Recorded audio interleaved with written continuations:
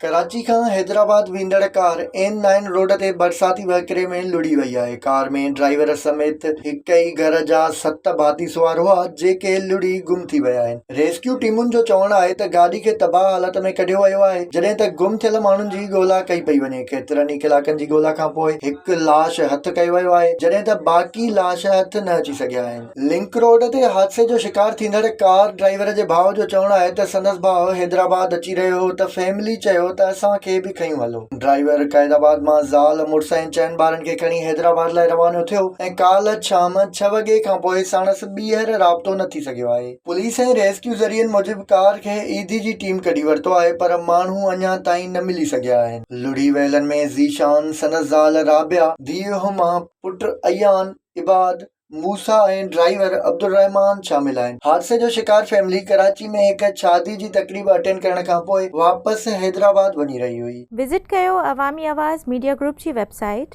awamiawaz.pk